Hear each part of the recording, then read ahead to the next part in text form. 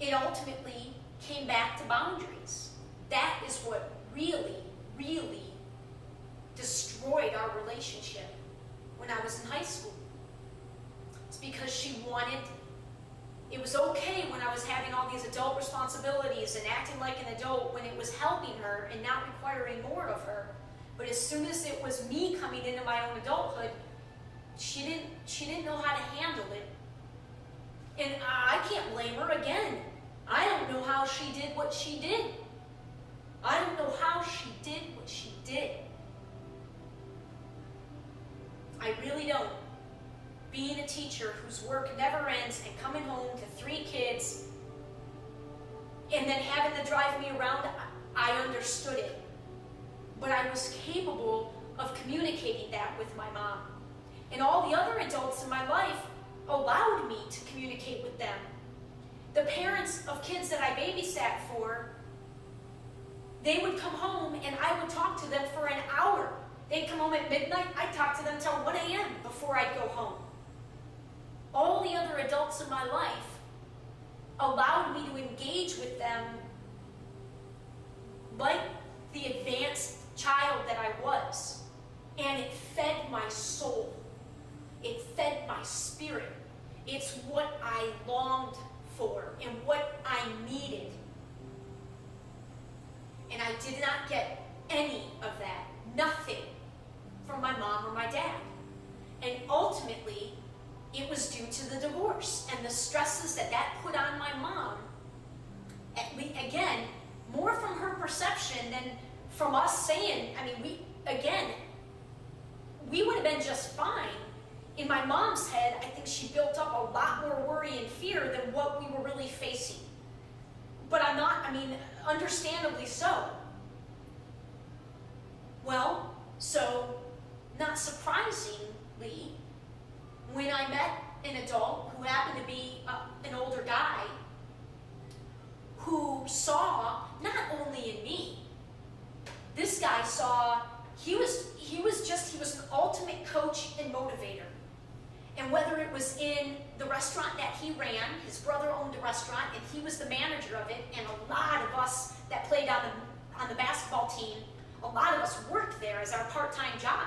And that was my first real job that I got at 15 years old, was at this fast food chicken place. First, beyond babysitting in a paper route, this was my first job and I loved it. And this guy treated every young person, he just had the bar here. And whether you played for him as an athlete or whether you worked for him, he was an ultimate inspirer. And you raised your level, you couldn't help but raise your level to what his expectations were, because that's what a coach does. A coach sees the potential of somebody, sees where they're at, sees where their potential is, and guides them to that potential. So, seriously? One, is it surprising that I was attracted to older people, older men, no, it's not surprising. I was well beyond my years. All the college guys on my street, I was attracted to older men my whole life. So when this guy entered my life and saw the unique creature that I was, and I was, and it's only now that I'm really standing behind that. I'm not, a normal person. I'm in a small percentage of a lot of categories. And he saw that, and he gave me opportunities where he could. I had, so much responsibility at this job, and then he broke away and opened his own business, and he allowed me to manage it. I managed 14 employees at this little business, probably about 14 different employees, and 4 or 5 of them were older than me while I was in high school. I did the payroll. I helped with the marketing, the business-to-business marketing and the door-to-door marketing in the community. I helped create the menu items and come up with the pricing. I was an enormous part of this business from day one. And it was amazing. My first taste of entrepreneurialism, and I was hooked. I loved it. And he also allowed me to coach. That's how he began coaching. And what that led to is I was my own coach of my own under 14 boys AAU team. And I was only 17. I was 17, 18 years old when I coached my own boys AAU team. I remember being on the sideline and the refs are like, who's this girl on the sideline? We won a tournament once where the trophy was taller than me. Is it surprising that this man would be, and of course the relationship never became physical, but is it surprising that I, as this kid, dying, like almost literally dying for something, like somebody able to relate to me in this way and give me a shot and see who I was and not try to hinder me and limit me, that I would fall in love with this person who was like a best friend, older brother, father figure, and a boyfriend in my head all wrapped into one? Of course it shouldn't be surprising. I wasn't attracted to guys my own age, and I wasn't getting anything at home. Of course, this was gonna happen. And of course, it was gonna pretty much mess me up from age 19 when it came crashing down until my healing year in Michigan. So when I say the bar is set super low for the amount of one-on-one intimacy and love, and I mean, because that whole relationship was emotional, and because it was so intense and all emotional, one, it's like strengthened my mind. I mean, I can't tell you what that's done to my mind in terms of visualizing and wishing and hoping for that situation, you know, for that to somehow manifest itself into a real relationship for me someday. So I've been building that in my head for almost 28 years. Since I met that guy at 14, I mean, I guess it really didn't start to hit. It wasn't until I was 16 that it started to move from this like innocent crush to really strong feelings. You know, really strong feelings. Again, everybody else, I mean, that's common. Everybody, a lot of kids fall in love for the first time. I mean, that's what you do. That's what you do when you're in high school. And all my girlfriends were doing it in healthy relationships with guys their own age and engaging in those things, really maturing and growing in those ways. And I believe a lot of the reasons I've sort of been stunted emotionally, having that relationship in no small part played a very, very big role, because I shut my heart off. Shut my heart off.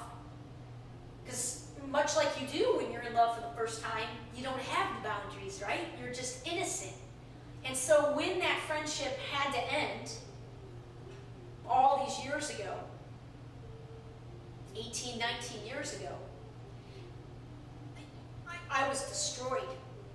And it was almost like on some level I vowed I was never gonna put myself in a position again where somebody else could do that to me. I was going to sort of protect myself.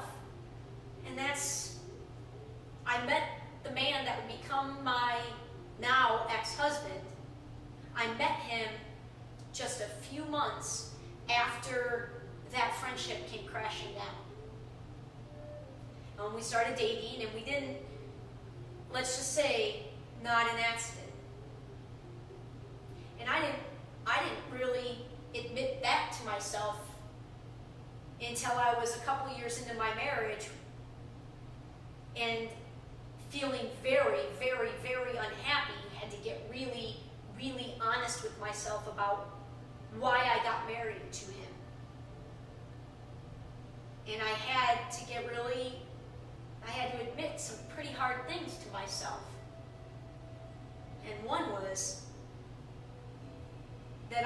was safe because I knew that if it was ever going to end, it was going to be me that was going to end it. Protecting myself. But that's not, for me, that wasn't an honorable thing to be in a relationship like that. And once I was able to see that and admit it to myself, how could I had to leave the marriage. And again, at that time, I was actually looking out for him more than me, because it was not right. We all deserve to be with somebody who wants to be with us for the right reasons. And I was not with my former husband for the right reasons. I cared about him. I'll always care about him. Had almost 9 years with him. But I was protecting myself, and my heart, I was not allowing him fully in. I had shut my heart down at 19. And it was only after my year in Michigan where I became unafraid again of opening my heart up and opening it wide. I mean, like wide open. Wide open. Because now I know if I meet somebody and fall in love and it's amazing, and we have a great 3 months together, and then he decides it's not the right thing anymore, well then I am thankful and appreciative of the time that we had together. I'm no longer going to waste any time worrying about what it's going to be in the future. I want to focus on, that's all I want right now. I've never had a real relationship. I haven't been in a relationship since I was in 10th grade where I was me and just in it in the present since 10th grade. And hell, if I could, and you know, it takes, there's got to be that it feeling.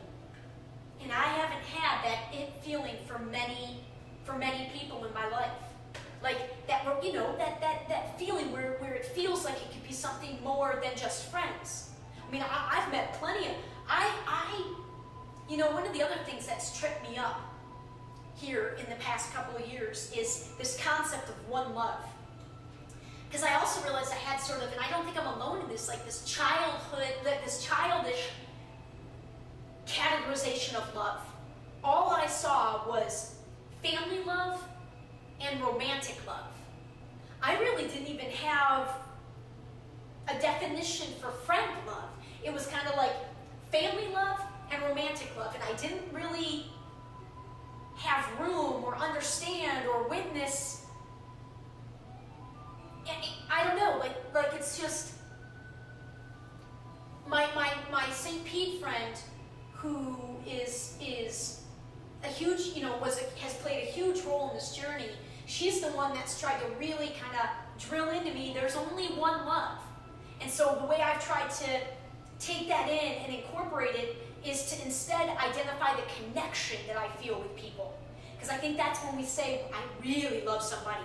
It's the connection that you feel.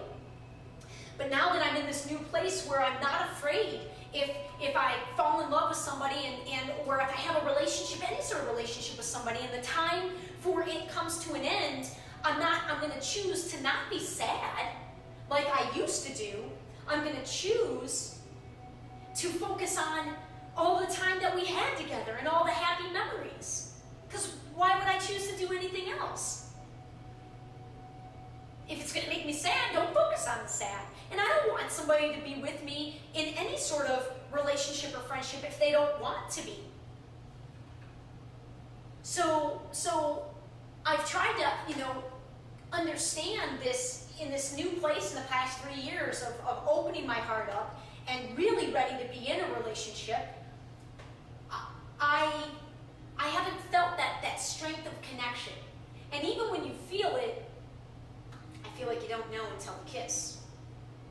And it's been a long time. I mean, really, like, because if you don't have that connection, I mean, the kiss just doesn't, I don't know. it's not the same. It's not the same as, and there's just not a lot of men or people that I felt this way towards. And if you want to hear a really crazy part of the story that I probably won't get into now, if you want proof that I'm completely unafraid of what others might think or how others might label me,